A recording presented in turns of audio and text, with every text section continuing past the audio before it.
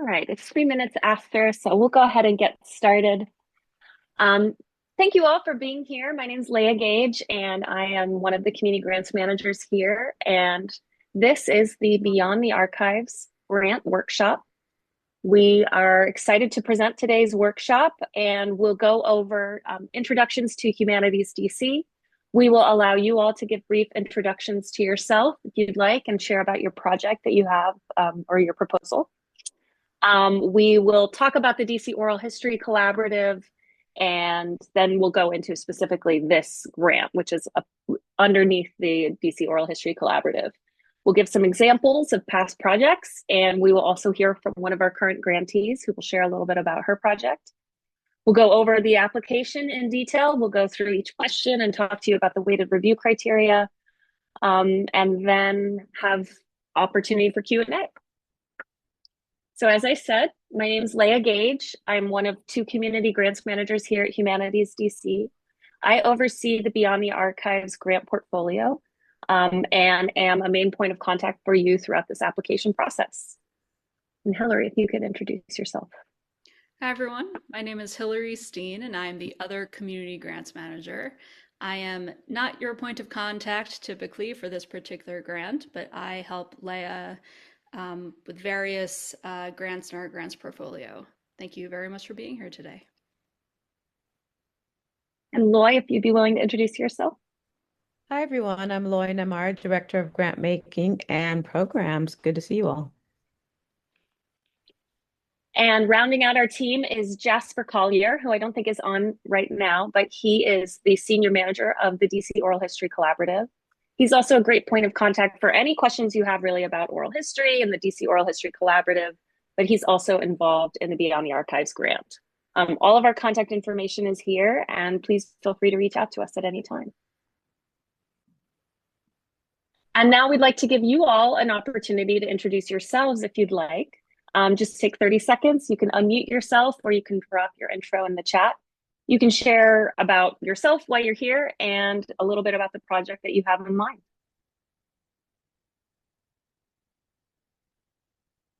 I'll go first and get everybody started. Good afternoon, everyone. I'm Ra Amin, and I am a storytelling oral historian. I'm here in Ward 5 in the Brookland neighborhood, and I have some ideas for Beyond the Archives, but I need to find out a little bit more about it to see whether or not they're fundable ideas. They're grant-worthy ideas. Great. Thanks, Rob. Thanks.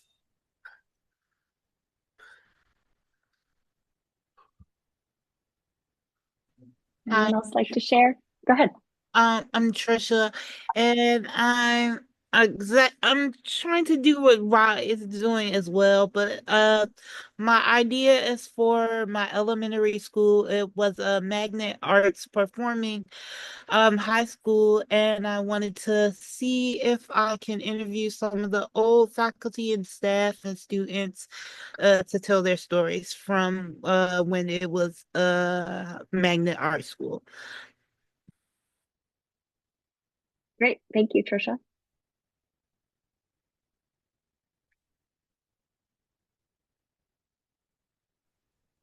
Hi, I'll go next. I'm much in the line of Raw. I'm not sure if my ideas are fundable, but here's what I had in mind. I'm a fourth generation Washingtonian. I have two generations under me. And I hear a lot of my older family members talk about all the places they used to play as kids in the city.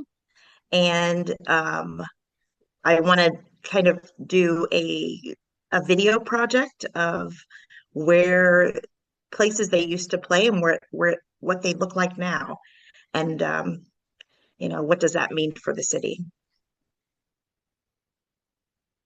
Okay, great. And we have time for one more, two more. If folks want to say hi.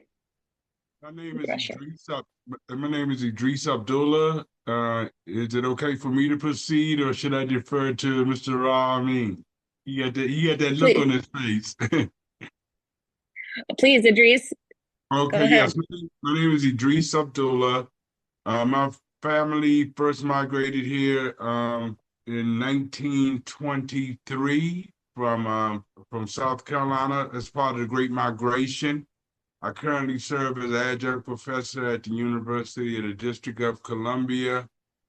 I was I was in yeah I was involved in a very unique time, late 50s, early 60s. 22 kids grew up together in far southeast, and we had like a 50% college graduation rate and produced three, not one, not two, but three PhDs. And none of our parents at the time had bachelor's degrees. And I wanted to do an oral history project focusing on what I call 24th in paradise, because it was like living in paradise to have such a supportive community. And it panned out because we were basically academically and socially successful, mainly because of a strong family and a community network. I really like to be able to record those memories so that maybe we can identify some common threads that can be applicable today, because some of those same kinds of communities still exist today. Enough. I'm going to stop talking. Thank you all so much. Thank you. Wonderful. Well, we'll keep moving, but please, at any time, if you all have questions or you want to ask anything, please feel free to either drop your questions into the chat or raise your hand.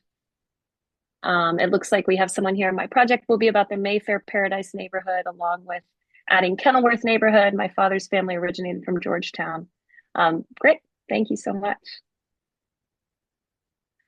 So before we move forward, we're here from Humanities DC, so let's talk about what is this term, the humanities. Does anybody here have thoughts on what this means to you, or how you would define the humanities?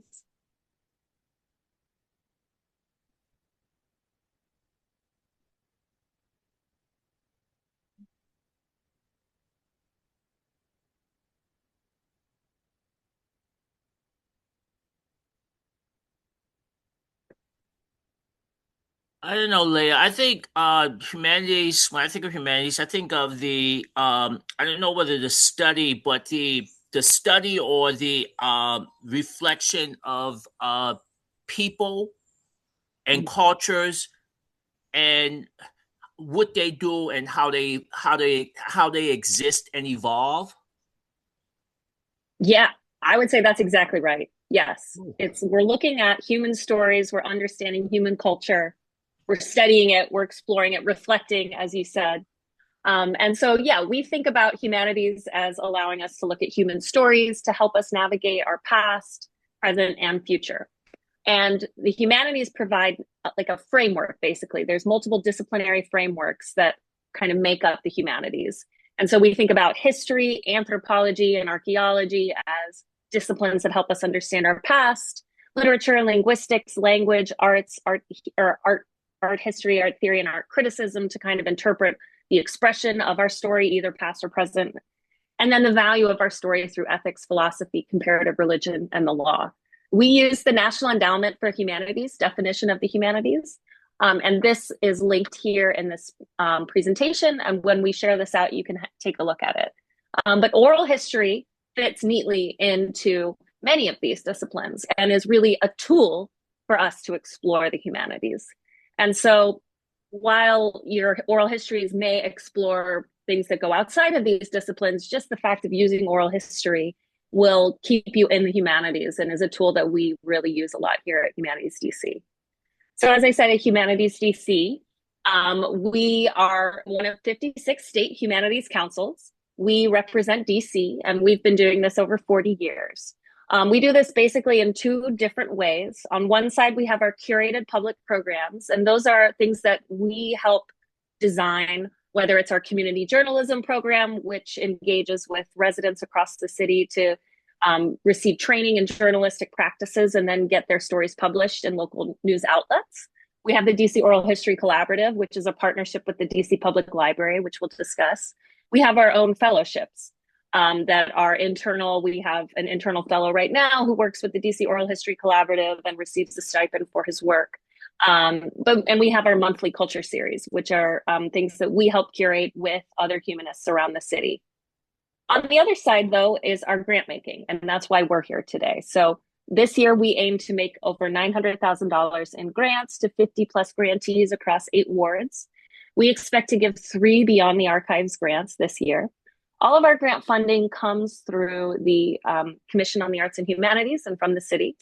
So if you have questions about kind of impacts of federal funding cuts and things like that, it certainly has impacted Humanities DC, but we're grateful that it has not impacted too strongly our grant making. We intend to make all the grants that we had planned to make this year. We have this funding in hand thanks to the city's commitment.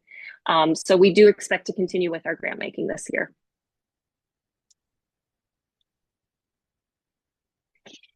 And so these are the grants that we offer this year. The cycle 1 is now closed. We offered our community culture and heritage grant, another oral history grant, and our visions grant. But the cycle 2 that we're here talking about today, that is currently open. That includes this grant, the Beyond the Archives grant, which we'll discuss, a continuing oral histories project grant, which is for folks who had completed oral history projects in the past and are now want to continue those, as well as a general operating support grant for humanities-focused nonprofits. And again, when we share this out, this link here will take you to our webpage that shows all the different grant opportunities. These are currently open and will be due May 1st by 5 p.m.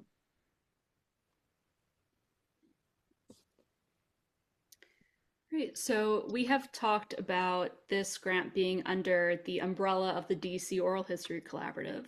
So now, what is actually the oral piece of the collaborative and what is oral history in general? So like Leah mentioned earlier, oral history is a key tool of the humanities.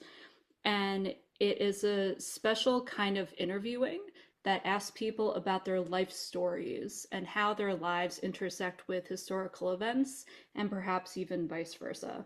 It gives us a chance to deepen and complicate the written record of history, because you're using people's memories of things that have happened in history, basically. So instead of perhaps a narrow series of questions like what you might find in journalism, oral history interviewing questions are mostly like much broader, and it can ask people about their lives from their earliest memories through the present day, perhaps. And because it relies on memory, oral history captures recollections about the past that are filtered through the lens of a changing personal and social context. And it resounds with overtones and undertones of broader historical significance.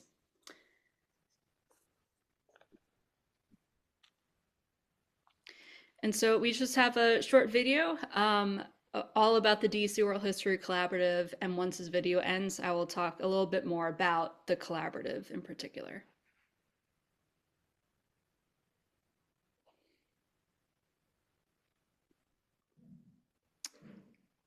Leah, we can't hear it. Say it again, Hillary. We can't hear the video. Okay.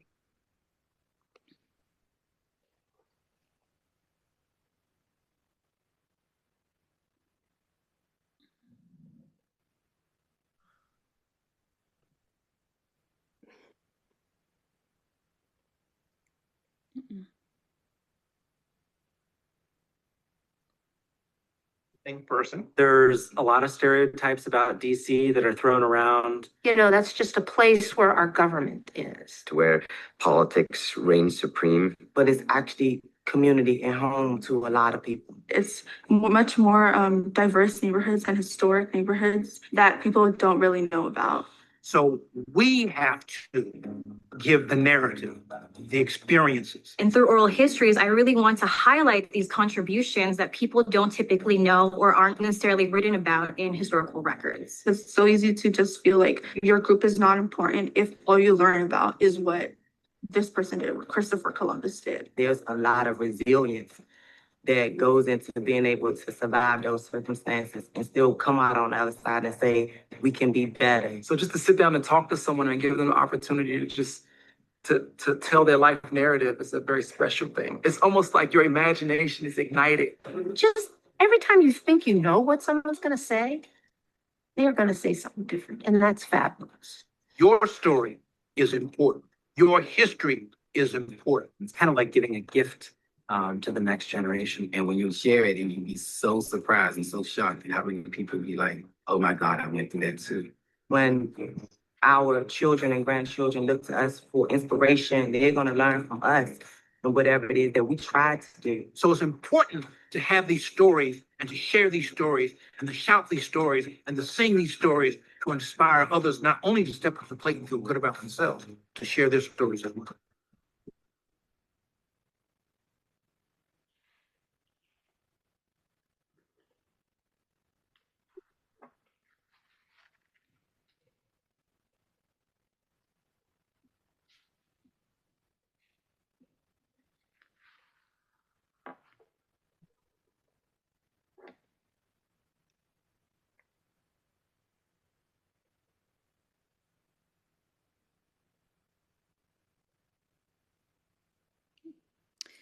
So the DC Oral History Collaborative is a partnership that we have with the DC Public Library. And the collaborative provides access to trainings about how to actually conduct these kinds of interviews, as well as other kinds of resources, public projects, and grant making. So in 2026, we have 3 grant opportunities under the umbrella of DCOHC. Oral history interviewing, which was available in cycle 1 and will open up again probably in mid-December for 2027. So right now the reviewers are reviewing these applications. But also in cycle 2, we have Beyond the Archives, which we're going over today, as well as continuing oral history projects. And that workshop will happen later this week. So the Beyond the Archives grant offers support for the humanities beyond academia and formal scholarship, really trying to target individuals, community groups, grassroots projects, with the goal being to spotlight already recorded oral histories and bring them out of the archives through some kind of public humanities projects. When we talk about an oral history archive, that can be a formal archive. It could be the People's Archive, for example, which is at the DC Public Library, or another archive perhaps at a university. However, it could also be something that is just sort of collected, some maybe oral histories that you or your family or your church collected that are just sort of in an archive on somebody's hard drive. And possible projects could include short videos, podcasts, exhibits, basically anything that takes these already recorded oral histories, pulls them out of the archive, and presents them. But I do want to stress that this grant does not support the collection of or recording of new oral histories. And so I've heard a couple of you mention that you want to do projects that are recording oral histories, and that's wonderful. We definitely encourage you to do so, and you can engage with the DC Oral History Collaborative to do so. But this specific grant will not cover any kind of collection of oral histories. This is a $12,000 grant. Folks can request up to $12,000, and the project period will last from July 1st, 2026 through April 30th, 2027. Eligibility, this is open to individuals, community groups, nonprofit organizations based in DC. You don't need to be a nonprofit organization, but you could choose to work with a fiscal sponsor if you wanted to. If you're applying through an informal community group that doesn't have that status, that's fine. You would just select one person to serve as the individual applicant. We expect to make approximately 3 awards this year. Again, the applications are currently open and will be due May 1st, 2026 by 5 p.m. And the application, the link to the RFP and the application questions are here, as well as on our website. So a couple examples of Beyond the Archives grantees. We gave a grant last year to the Cleveland Woodley Park Village to do a project. They had already collected oral histories through the DC Oral History Collaborative about their residents. And so then they took these oral histories and they created an exhibit. They took quotes from them as well as listening stations around the Cleveland Park Public Library. They had these beautiful photos along the outside so that when you were driving along Connecticut Avenue, you could see the faces of the folks whose oral histories were being presented. There was a large event, there was an exhibit, and it was a really cool way to pull these oral histories out and showcase them in the public forum. This year, we also gave a grant to Saret Yosef, who is a filmmaker. She is an oral historian, and she had also collected several oral histories of Ethiopian women who had emigrated to DC from Addis and Ethiopia. And then she's now using those. She did use those to create a docupoem, which is essentially a documentary that includes poetry, visuals, as well as recordings of these oral histories. So these are a couple of examples of different projects. But we also have with us today Eileen Dougherty. She is a current grantee in the Beyond the Archives program. She received a grant to create a documentary with some oral histories that she collected. And so I'd like to invite her to unmute herself and share a bit about her project and her journey as a grantee with Humanities DC. Thank you, Leah. Thank you for including me today. I really appreciate it. And my favorite line out of your video was, think of this as giving a gift to the next generation. That just completely resounds with me. So I'm Eileen Dougherty, and I spent my career in broadcast journalism, first as a reporter, then a bureau chief, and then my husband and I have, for the past 30 plus years, run a small production company. Back in 2020, if you all recall, we had a little pandemic, and we decided to just go out and start capturing the stories of volunteers, restaurant owners, hospital workers. Oops, there goes my headset. What people were going through. And then, of course, life returned back to normal, and I just took those interviews and put them on a hard drive, as Leah put it earlier, and archived them. And it wasn't until about I guess it was a little over a year ago, maybe 2 years now, I was having a conversation with an oral historian who wanted to capture what Capitol Hill residents thought about January 6th, especially as the narrative in the city was starting to change around that. So I went back and looked at my archive at that point, and it hadn't dawned on me before that. I realized the breadth of what we had, right? Like that year of 2020 is probably a blur to most of us. It went by in the blink of an eye, but we had a pandemic. We had Black Lives Matters protests. We had John Lewis and Ruth Bader Ginsburg pass away. We had a consequential election, and then we had the insurrection at the Capitol. And throughout 2020, while we started with interviews, we continued to film and document all of those events.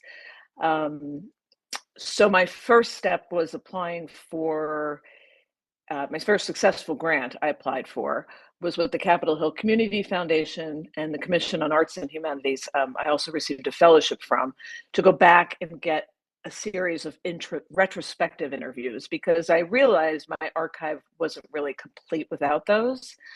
And my next step was the Out of the Archives grant, literally for the process of logging all of these transcripts, creating rough cuts of what I had. And I've just continued working bit by bit by bit to try to piece together various grants so that ultimately I will produce an hour or a 90-minute documentary film. So that's my journey with DC Humanities, and it's been fabulous. Thanks, Eileen. Does anyone have any questions? This is an opportunity if you'd like to ask one of our current grantees about her process, or if anyone has ideas about documentaries or anything like that.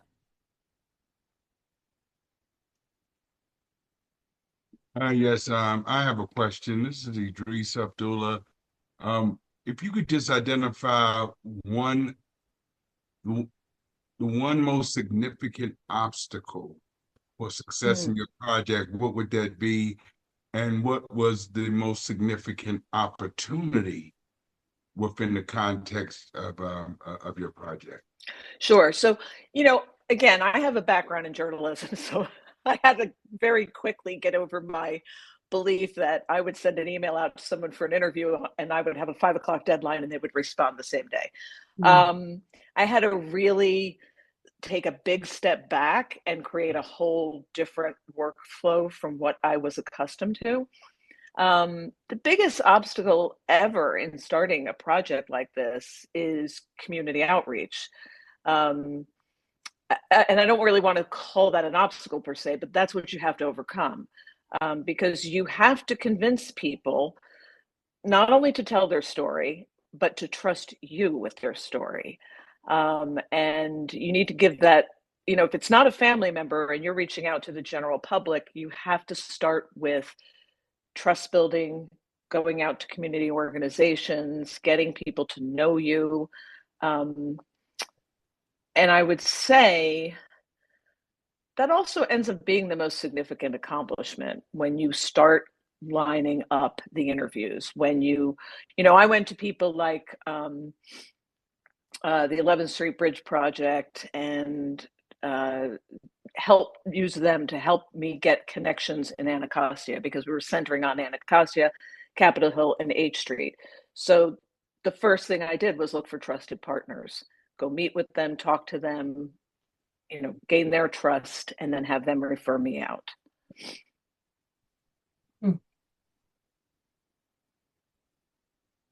So Eileen, did you compensate your partners with that help that they gave you with, finding more people to participate?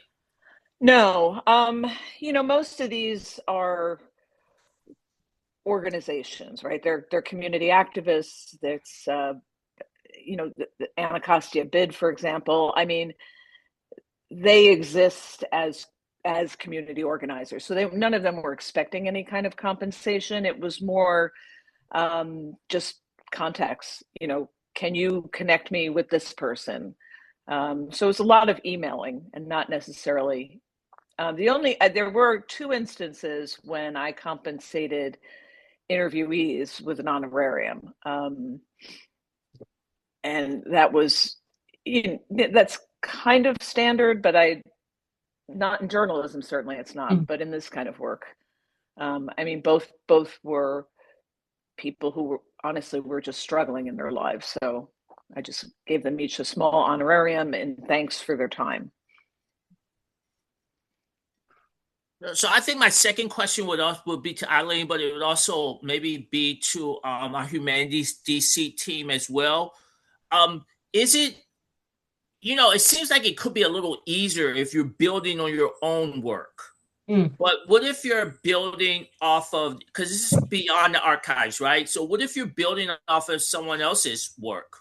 It seems like there's a different set of challenges that will be there.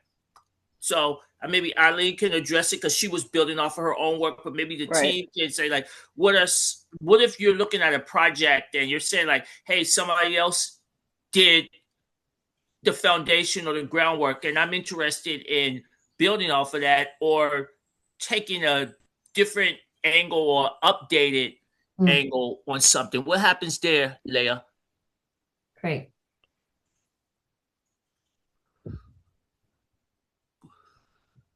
Well, so yeah, I can certainly speak to that. If you haven't had a chance already, and Ra, I know you're maybe familiar, but for example, there's a ton of oral histories archived in the digital archives at Dig DC in the People's Archive. Anyone can go to MLK Library in person or go online and search for all of these oral histories. And then there may be another archive of oral histories that you're working with. One of the beauties of oral history is that hopefully, if it's been done right, you have these people's permission. They've included, if it's at the People's Archive, they've included forms that say, this can be used and this is my voice. And it's also their voice in particular. There's not a lot of interpretation that's being done in oral history. They're long form interviews. As you said, Eileen, it's different than a journalistic interview, which is why, there is that practice that's generally considered good practice to give honoraria to oral history interviewees. whereas you would not do that in a journalistic interview. And so, what we aim to do with this grant is to just use the voices, really just have them be presented as they were recorded. And so that kind of gives you that foundational framework for ensuring that you're honoring the intention behind the interviewee or the narrator. Then, of course, it's up to you to interpret that and to, include those clips in some kind of interpretive public piece. And we're inviting folks to do that because we do think that when oral histories are collected and then they sit in an archive and no one uses them, that's a shame. And so we want to encourage that level of interpretation. And I think the starting point to ensure that you're standing by the narrator's intention is to just use their words, whether they've been transcribed and you use pull quotes, or ideally what we hope is that there'll actually be recorded versions of their voices.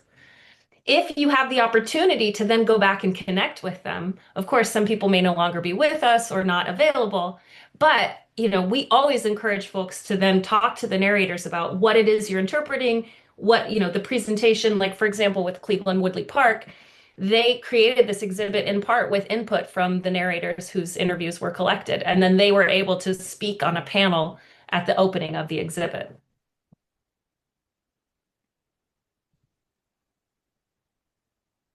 So I hope that helps answer that question, but it's a good question. It's a very good question.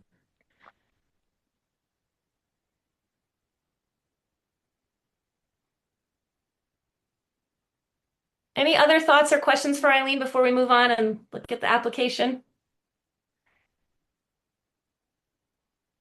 I love this project so much because, as you said, Eileen, you had these interviews and then you were able to kind of think about them in this new way and reinterpret them, all these things that you already had. I think that's one of the greatest things about oral history. Like when you collect someone's oral history, there's so much there. And it can be used for different things. Yeah. Yes, there's so much there, Leah. I'm at that point now. Yeah, I hear you. Condensing it all down.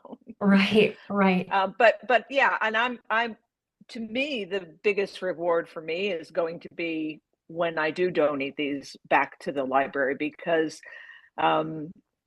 history reinterprets itself over time. And for somebody to be able to pull these out of the archive in 20 or 50 or 75 years, they may look at it differently. Indeed. Thank you. Thank you for having me. Thank you so much, Eileen. We're grateful for your work and for your presentation today. Appreciate it. Take care. Good luck, everybody. Thank you. Bye-bye. Bye. So let's talk a little bit about the what happens if you become a grantee. Here, let's see. Okay, great. So grantees who receive this grant are required to submit 2 reports. Those are due halfway through. The first is due halfway through the grant period, and then the final report at the end of the grant period. So that halfway interim report can be done either verbally over a phone call with one of our grant managers, or it can be done in the online system. We try to keep it pretty, it's generally a very short report. You're not required to submit any receipts or anything like that at that point. However, all final reports do require all documentation of expenses. And so we encourage grantees throughout the process to keep your documentation. That could be receipts, paid invoices, credit card statements, screenshots of Venmo payments. We will accept it all. But basically, we need that documentation to show how the funds were spent. Grantees attend a kickoff call at the beginning of the grant period. And this is just a brief 20 to 30-minute call with all the awardees where we kind of go through all of these requirements again and make sure that you know all of the different dates and requirements throughout the grant period. So some things to consider here if you're thinking about applying, there's things that can be used, that this grant can be used for, and things that it cannot be used for. So regardless, 100% of the grant must be used toward direct program costs. So that's things that are directly related to the project. That could be your own salary for others who are working on the project. consulting fees, or honoraria for participants. It could be recording equipment or platforms if you're making a film or something.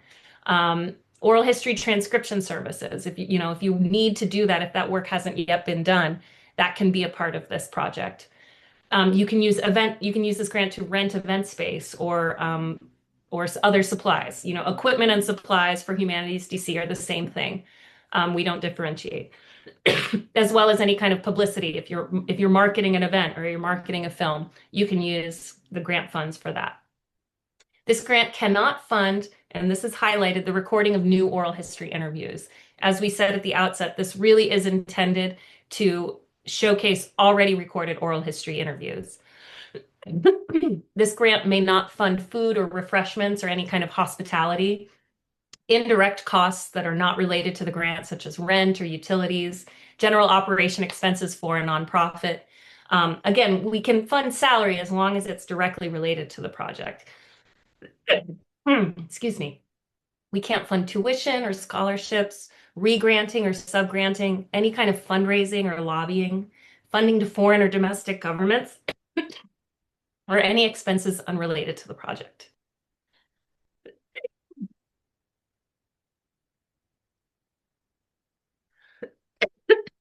Excuse me.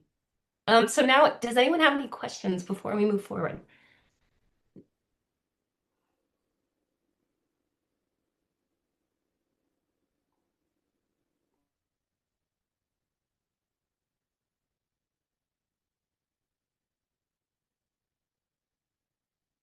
As I take a moment to drink some water and clear my throat. Thank you. Any questions before we move forward? I know we've had a lot of questions throughout. Could you elaborate on re-granting and sub-granting so there's no confusion there? Sure. Leia, so, I can jump in if you need water. Thank you. Yeah, go ahead. That'd be great. So we consider re-granting to be in the sense that we would provide funds for you, and then you would turn that around and make that a grant yourself, basically. So that does not include like honoraria for working with narrators, for example. It does not include any payments for salaries, things like that. But if you kind of bundle the funds that you received and be like, hey, anyone can apply for this funding from me, which I received from someone else, that's something we don't allow. And so that's what re-granting is in our eyes. Right. And is that the same as sub-granting, Hillary? So is it re-granting and sub-granting? Mostly. Yeah. For these purposes, yeah, it's the same thing. Okay.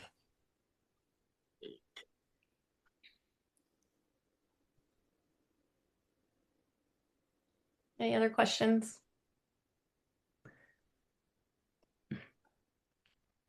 So I'll move forward, but feel free to interrupt me or drop questions into the chat if you have them.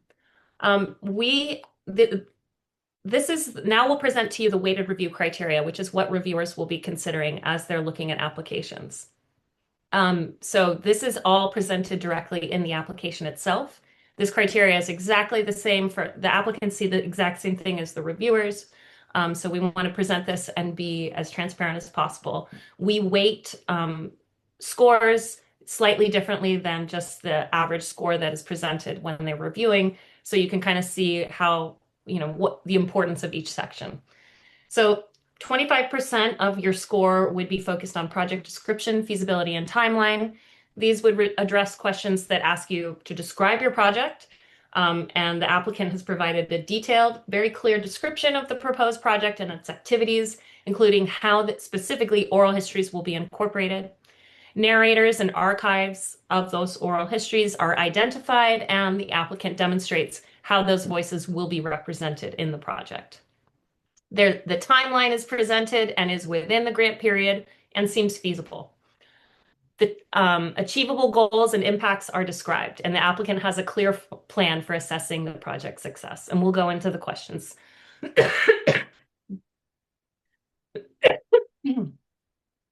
Connection to DC is 25% of the grant. Leia, how about I take the criteria and then you can go into the application. So the next way to review criterion is the connection to DC, which is also worth 25% of the score.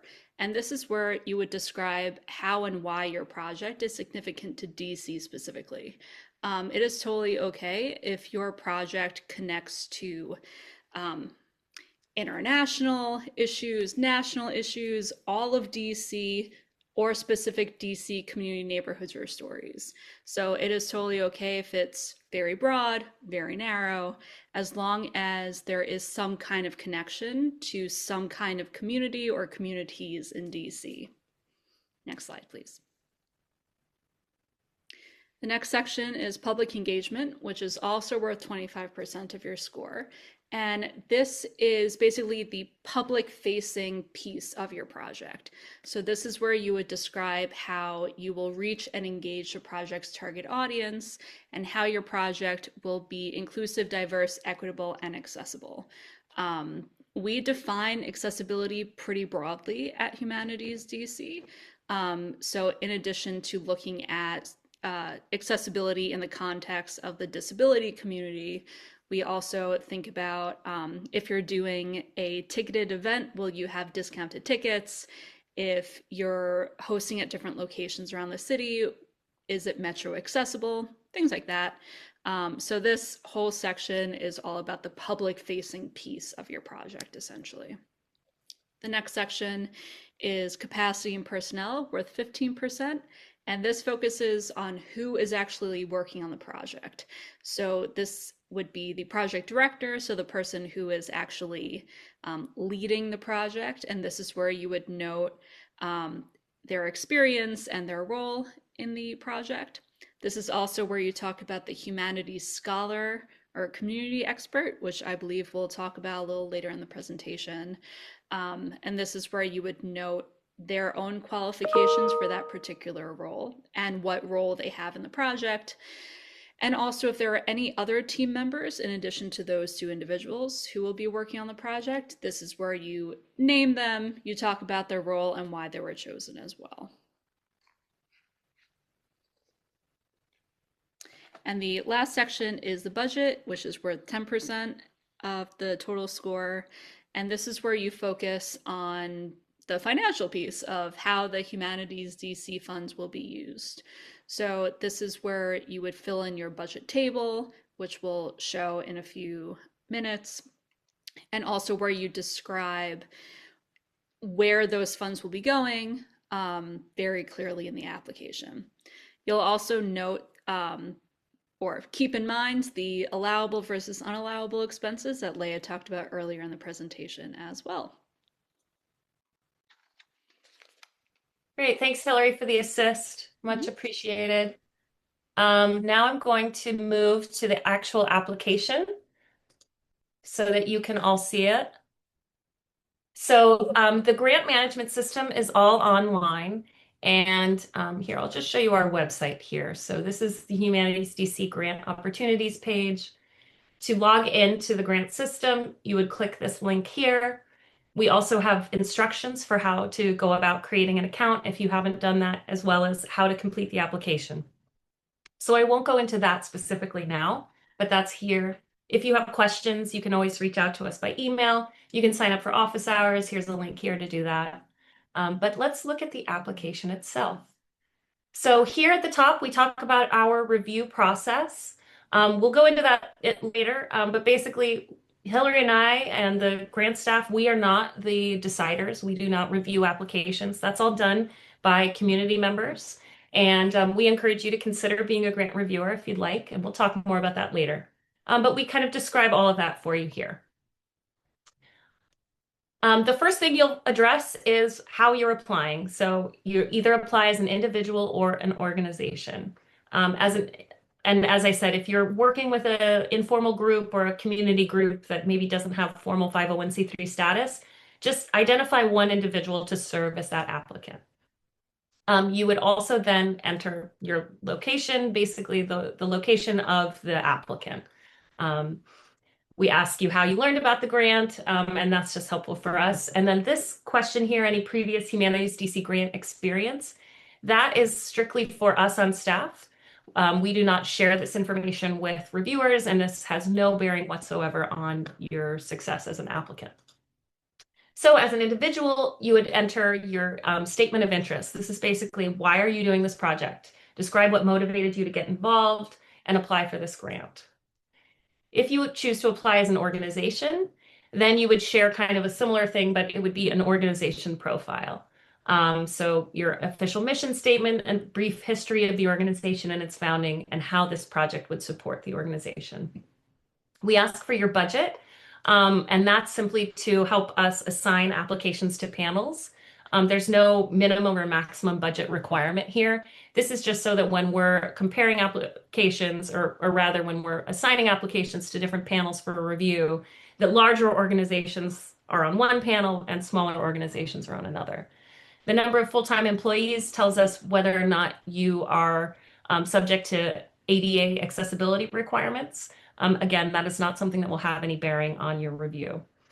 And then if you're applying through a fiscal sponsor, you would address that here. So if you are applying through a fiscal sponsor, yes, and then you would enter the sponsored entity.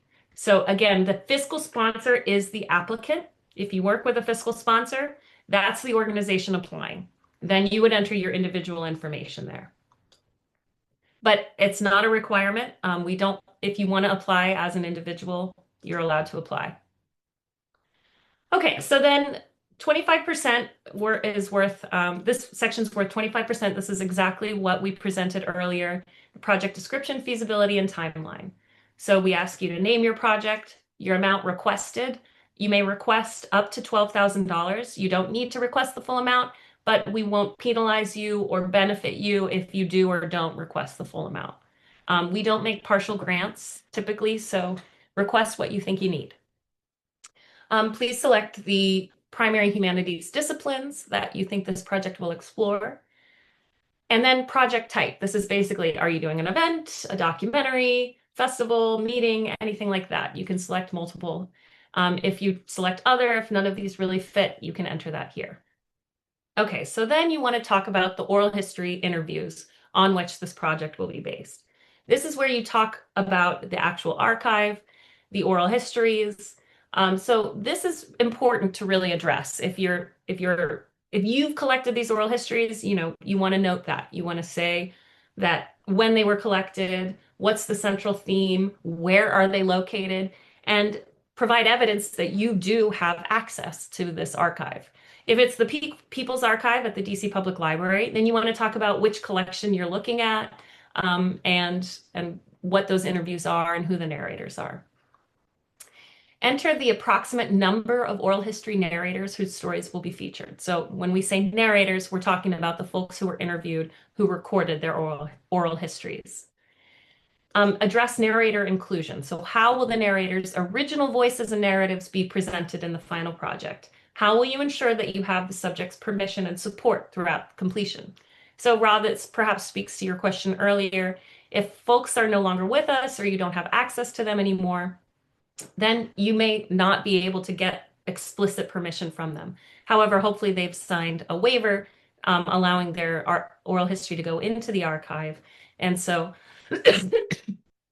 you can address that and also speak to your process of reviewing the oral histories and ensuring that their words are being presented as they were intended. Give me one moment, please.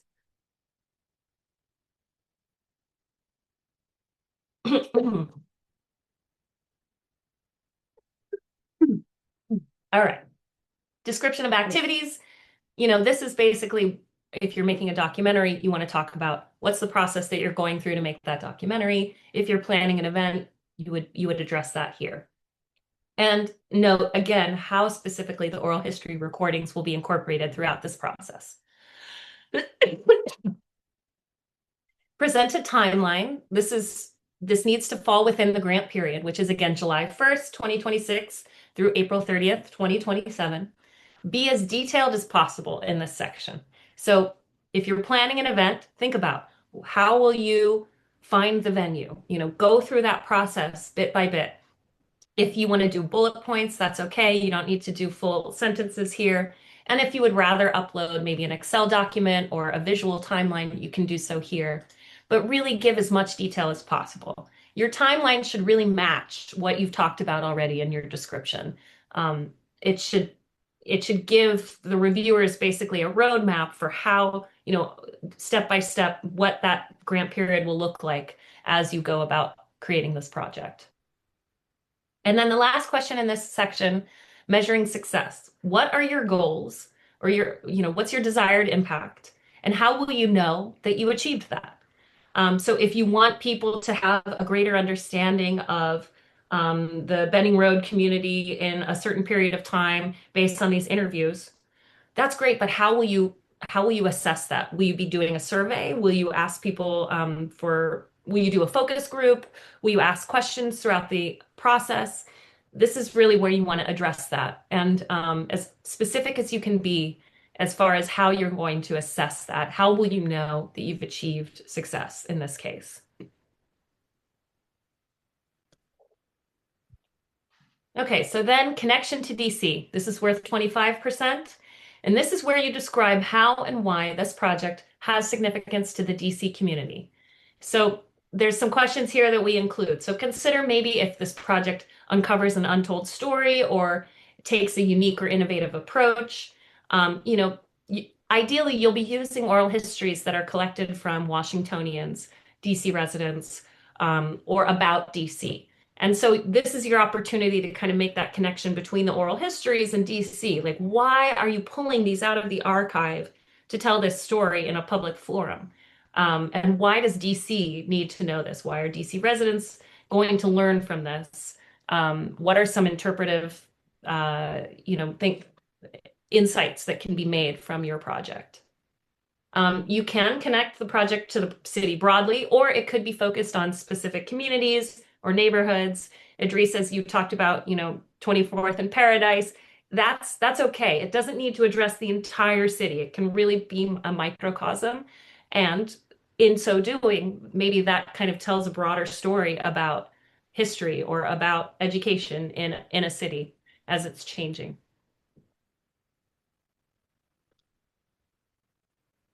So public engagement, this is, again, where you're talking about how this is a public project. This is intended to be a public humanities project that takes oral histories out of an archive where they're just sitting dusty and they're getting some eyes and ears. So address who's your target audience. The age, if it's general population, you can enter that. But if you're trying to maybe target older folks, younger folks, you can be specific here. We ask for the race and ethnicity of your target audience. Again, you can enter general population, or you can highlight certain groups that you're hoping to target. And if there's, you need to clarify or elaborate, you can do so here. Enter which wards you're planning to serve or which wards you're planning to target. And then outreach strategy. This is where you're going to talk about how are you going to get the word out? How will you ensure that this target audience that you've entered above will actually know about this event or this film or this project? How will you encourage participation?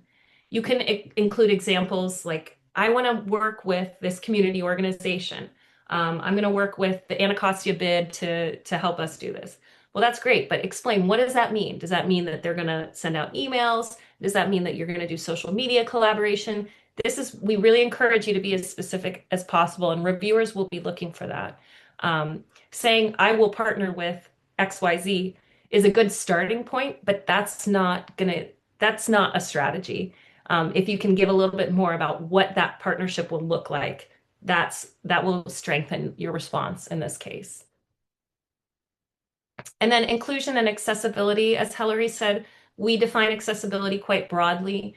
We're thinking about how this project will be diverse and equitable and accessible to the public. So, that doesn't mean that you have to have a ramp in every case. It doesn't mean that your location needs to be ADA accessible, but hopefully you've thought through some of this and are ensuring that, if you want this to be open to the general public, that maybe it's free, maybe there's reduced tickets, maybe it's in a location that's metro accessible as well as has parking. All of these things are things that you can think about in this case. Will you be including an ASL interpreter? Yeah, how will you ensure that a broader general public can access this project? We're hoping to take these oral histories again out of an archive and have them be accessible and seen and heard by people who maybe haven't had access to such a thing in the past. And then also here, I will say, if the project's intended specifically for a particular group or demographic, we would ask that you kind of describe that here and explain why that is.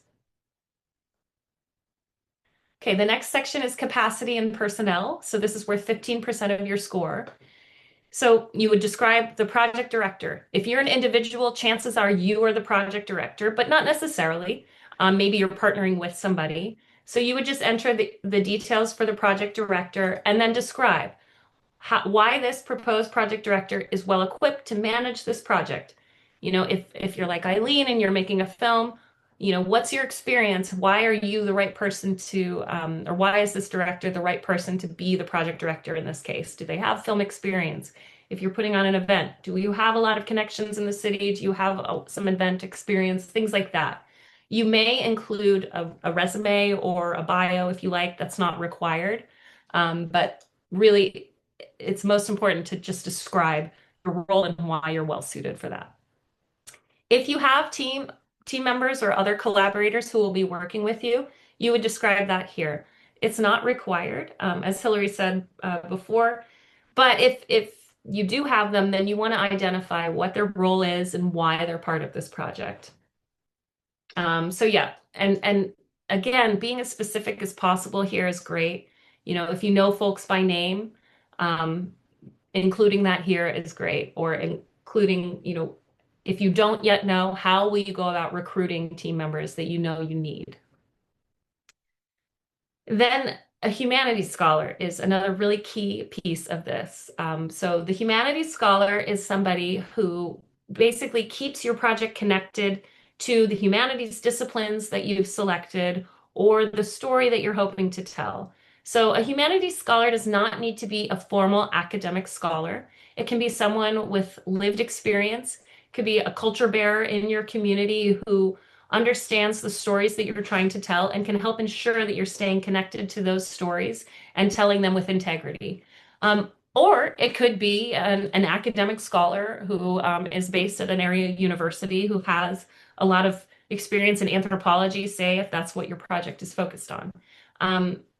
It could also be the project director. If you as project director also feel that you're best suited to serve as the humanities scholar, that's okay. But we would just ask that you describe specifically what you as the humanities scholar or what the humanities scholar is going to do that will differentiate from that project director role. So that, again, humanities scholar should help shape or lend some kind of authority to the project to ensure that it's connected to the humanities. And that doesn't need to be throughout the entirety of the project. It could be some meetings at the beginning. It could be a review at the end. But really defining that specifically and how they'll serve in that role is important to detail in this response.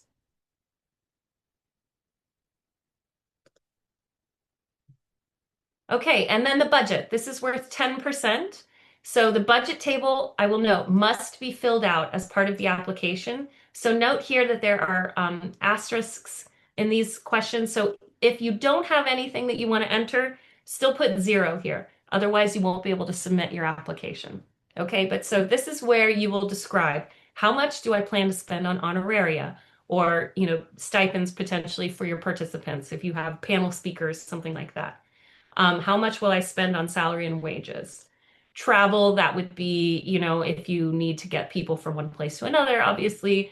Supplies, again, we equate supplies and equipment. So anything that you're renting or utilizing, buying to make this project happen would go in that column. Publicity, promotion, and printing, that's related to part of your public outreach. If you're doing a social media campaign and you're paying for ads, you would put that here. If you are engaging with a marketing consultant or something, you would put that here. Facilities rental, that's only if you need to rent a space to either host an event or do some filming, things like that. If you plan to spend on evaluation, if you're printing out surveys, if you're using a subscription to SurveyMonkey or something like that, you can enter that here, as well as other, if there's something in here that doesn't really fit. There's a few columns here where, perhaps supplies, you're not sure, should I put paper that I need for these surveys and supplies, or should I put it in evaluation? That doesn't really matter. What matters most is this down here. Describe it exactly as you intend. So if you've put money in publicity and promotion and printing, you want to describe, like, what is that? If I put $1,000 there, what is that going to go toward? We really encourage you to be as detailed as possible in the budget narrative. This is going to give reviewers a sense of what the funds will be spent on. Budgets are plans. They may change, and we encourage grantees to think about this as they go throughout their project. And it's very common for budgets to change and for cost savings to be incurred in one column, whereas some things are more expensive in another.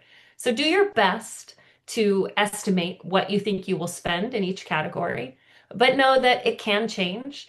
And you can also provide estimates here as well. And you can, if you've provided an estimate on like a facility rental, we want to rent this space, we're estimating 500, include maybe a description of what that's based on what we think, or, conversations that we've had in the past or something like that. As much detail as you can provide here will really strengthen your response in reviewers' eyes. So the ADA compliance section is only relevant if you are hosting a public event or if your organization has 15 or more full-time staff. So this section may not come up for you as you're completing your application, and that's okay. This section is not reviewed by reviewers and is not scored, and it has no bearing on your score. This is reviewed by staff just to ensure that our grant making and programs are ADA compliant. And if you have questions about this, you can always feel free to reach out. But really here, we're looking for 1 to 2 sentences of how you would address accessibility, what your organization's accessibility plans are, how you address physical accessibility, and how you address presentation accessibility. So again, just a sentence or two here if these questions come up for you. The appendix section is optional, but this is an opportunity where you can upload or include more details that really weren't addressed above, but maybe you have some work examples that you want to share. Maybe you even have some examples of oral history interviews that you want to include. These are great to include here. You can provide links. If you want to share a video or something, we encourage you to provide a link here rather than upload it because in general, we find it hard to upload videos or large files in this system. If you have resumes from project members, if you have letters of support or letters of commitment, that's always great to include here. Again, none of that is required, but if you do have it, it can strengthen your application and show reviewers that you have buy-in already and that you've already been doing some of this work and you're thinking through it. And then the last piece is just the signature. So basically, if you're applying as an organization, you need someone who's authorized to sign on behalf of the organization to enter their electronic signature here. Obviously, we're not asking for an ink signature, so you would just write your name and title. If you're applying as an individual, you would just sign your own name and date and then submit. Now, because this is in a preview mode, you can't see it. You can save the application at any time. You don't have to come back to it, or I mean, you can come back to it. So, so we encourage you to save, basically. We strongly encourage you to save throughout the process. And if you want to work in a Word document or a Google document or something, and then copy your answers over, that's fine too. We just really encourage you to get into the system at least a week before the deadline. We always find that when folks wait until the very last minute to submit, there's some issue that comes up, and it's like 5 p.m. and they're emailing going, oh, I tried to click submit right at 5:01 and it didn't work. So as if you can get into the system, familiarize yourself with it and drop your responses in so that you're prepared when the deadline comes. Okay, so that's the application. Are there any questions on this?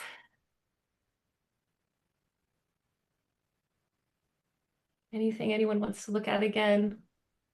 Would you encourage an applicant to retain a professional or experienced grant writer? Or do you think this is a process that, say, someone who wants to, have a project fund, you think it's something they can take on themselves?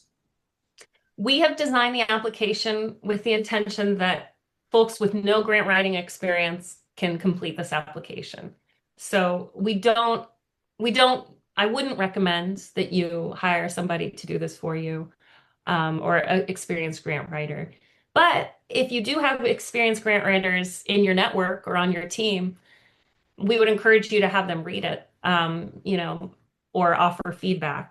But no, hopefully the application is straightforward enough that it doesn't require that level of professional input. And we'll talk more about this later in the presentation about applicant support and resources, but one of the things that we have is draft review. So if you have a draft application that's saved in the grant system and email me or Leah by a certain deadline, we would be happy to read through your draft and provide suggestions, tips, things that we recommend to emphasize a little bit more, to make a little clearer, things like that.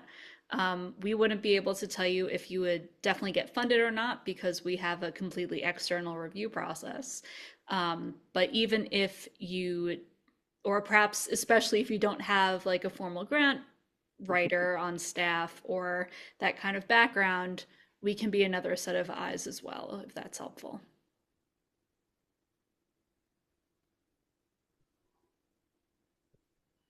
Would the Rainbow History Archive qualify as a oral history archive to pull from?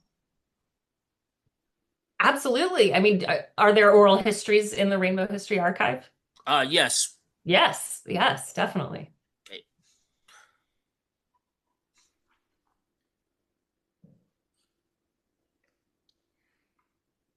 All right, let's move on to components of a successful application, but feel free to jump in if you have other questions. So a few things of note that is just helpful for any kind of project that you are submitting.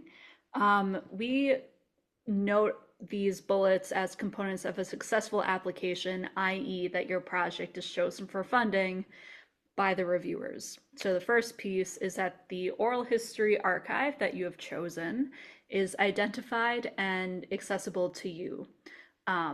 Because this grant is called Beyond the Archives is an incredibly important piece. So make sure that when you apply for this grant, that you name the archive itself and make sure that you can easily access the interviews. So these archives, like Leah has mentioned, could be a formal archive like Rainbow History Project, like the DC Public Library, perhaps a university repository or a library system somewhere else in the country, or it could be tapes in your attic. Either way, you just have to identify what that archive is and make sure that you can access everything. And then all of the other components of a successful application ultimately boil down to being detailed. So this is where perhaps you would talk about like who's working on the project and why. So the scholar or community expert is involved, and it's very clear to the reviewers why they were chosen and what kind of role they would have. And this extends to everyone else who's working on the team as well.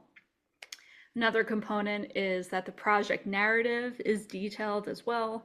So making sure that you respond to all of the questions in full with clear sentences and make it as detailed as possible. And finally, that the community partners, if you have any, they are identified ideally by name, or at least you are thoughtful about how you will find partners, and how these potential community members will strengthen the project as well. Then on the flip side, some common issues that reviewers have run into ultimately boil down to the opposite, that your responses are not detailed enough. It is a good idea to write your application assuming that the reviewers know absolutely nothing about your project. They don't know about you, they don't know about the archive. The reviewers do not do any kind of research beyond what they read in your application. So they're going off of only what you write. So if you have acronyms, for example, in the application, make sure you explain what every word is.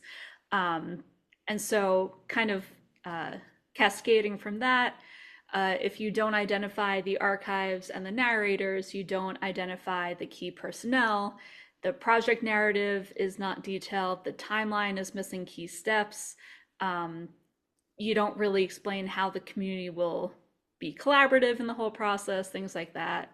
So ultimately, just being not detailed enough throughout the application is the biggest trip point, basically, for the reviewers. And so about the actual review process, so what happens after you submit your application, what happens next? So all submitted applications are reviewed by me and Leah for eligibility. So this is where we would see if we can theoretically fund your project. So for example, if you apply as an organization, this is where we check your 501c3 registration status. All eligible applications are then assigned to panels or groups of reviewers. And we assign these applications thoughtfully to make sure that these reviewers look at similar applications. So in years past, we've done it by project output.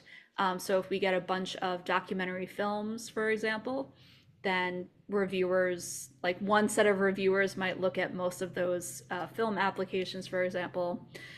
We've divided panels by organizational budget size to ensure that reviewers aren't instinctively comparing really small organizations with really big ones.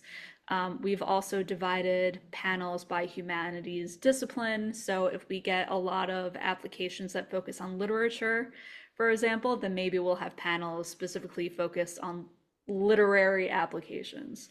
So those are just a few examples of how we've divided panels in the past. And these reviewers are community members who have strong ties to the humanities in DC. Many of them live in DC or perhaps in Maryland or Virginia, but they know about the work that we do as an organization. They understand what's going on in DC, etc. And they provide their reviews based off the weighted review criteria that we've talked about throughout this application. That weighted review criteria is noted in the RFP, it's noted in the application. Thank you, Leah. And it is also given to the reviewers as well. If you are interested in reviewing applications, we would love to have you. Applicants are also more than welcome to review applications. You just wouldn't review applications for the same grant opportunity that you apply to, because that would not be incredibly fair.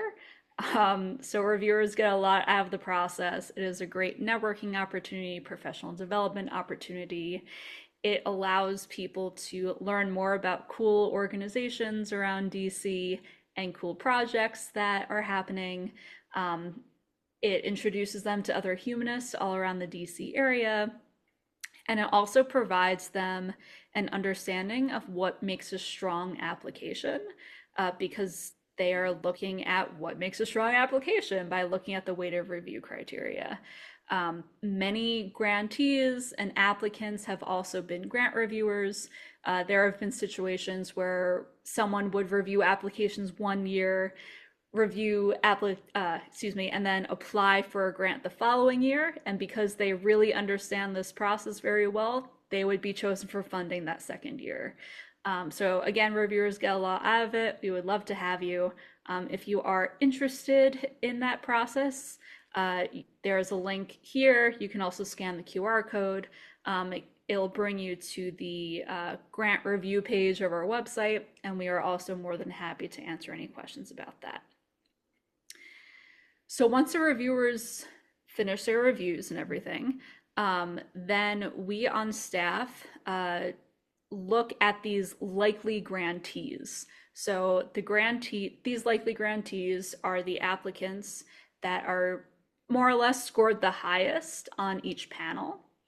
And so we would take a look at those applications that the reviewers deemed to be the highest scored applications, basically. So this is where we would look closer at your budget, for example. We would look up the applicant online to look at any news stories, for example, things like that, just doing like a final look through before we actually move through the grant disbursement process. Funding decisions are sent out about 10 weeks after the application deadline, which we realize is very fast in the nonprofit sector, but we pride ourselves that we're able to go through this review process both quickly and thoroughly. There's a lot that happens in those 10 weeks, as you can see, but we know that you are very eager to learn if you get funded or not. And if you are a brand new sparkly shiny grantee, you can receive your actual funds about 2 weeks after you are notified. We realize that some applicants might have projects that start very early in the project period. So we want to make sure that if you're chosen for funding, you get the funds as quickly as possible, essentially.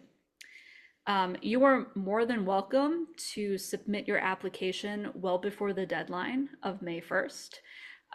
Just be aware that if you submit early, you wouldn't be told earlier if you get funded or not.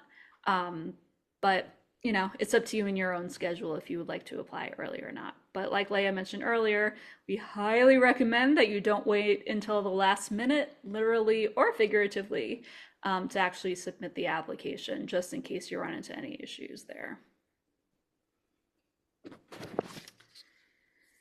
And we have lots of resources for applicants.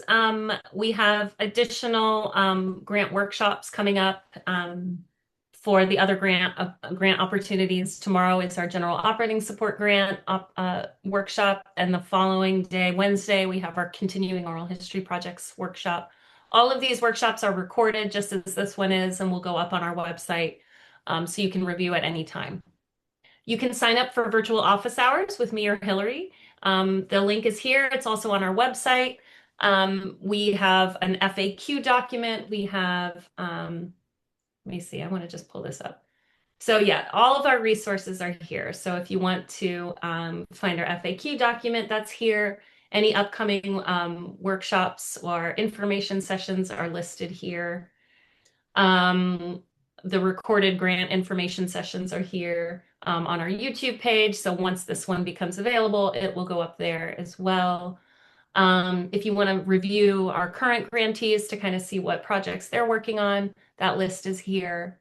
And then to sign up for office hours, you can, we do it through Teams, which, you know, it's just like it's very similar to Zoom. So you can sign up with one of us throughout the grant period. But yeah, we really encourage you to take advantage of these resources. Also, as Hillary said, we can do draft review. So if you want to save your application in the system and then email one of us or email grants@humanitiesdc.org, as long as you do so before April 24th, we can take a look at it for you. We will provide feedback on whether it makes sense, whether you've you know, included anything that's ineligible, We can provide feedback on how detailed it is. It's always good to have an external set of eyes, but obviously we can kind of think about it from the perspective of the reviewers. But as Hillary said, we can't guarantee. But I think last year, the folks who did draft review were on average 10% more successful than those who did not. So that's something to consider. But it's not foolproof, certainly. And, unfortunately, it's just been a really competitive year.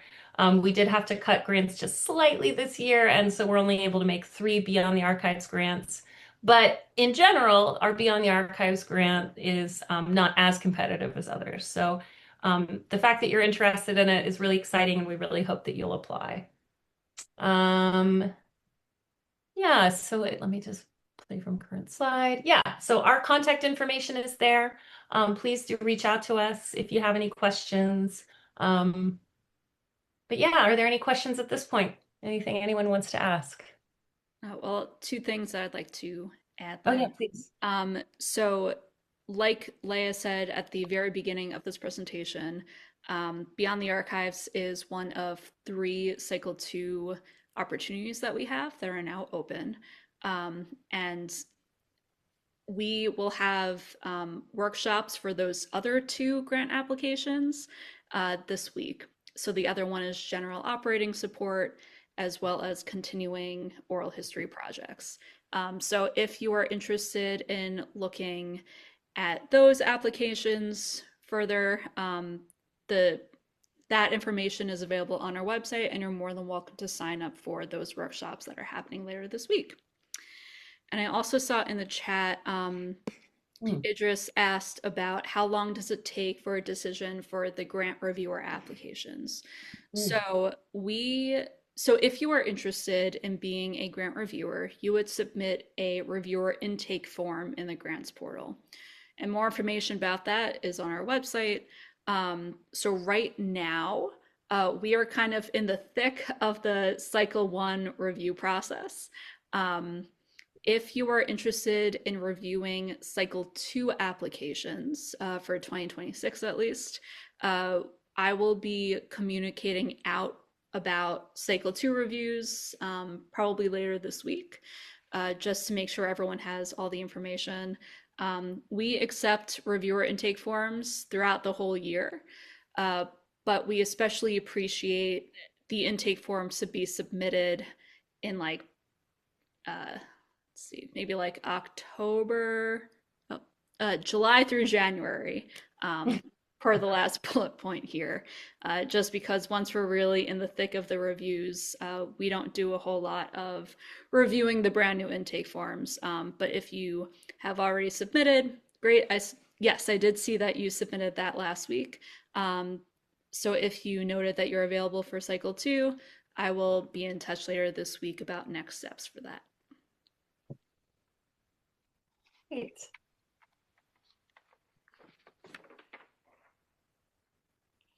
All right, well, that concludes our presentation today. Please do reach out to us if you have questions. I know there were a few of you here who wanted to record new oral histories and that this grant wasn't quite right for that.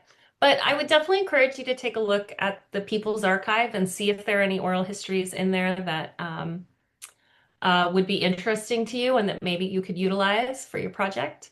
As well as any other archives, right? Like as Ross said, the Rainbow History Archive is another great one. The DC History Center also has archives. But we're grateful for your time, and we really look forward to seeing your applications come in. Please reach out if you have any questions. And we will send this out probably later this week, the recording, for your review. So thank you so much. Hey, thank you. Thanks, Rod. Thanks for being here. Bye.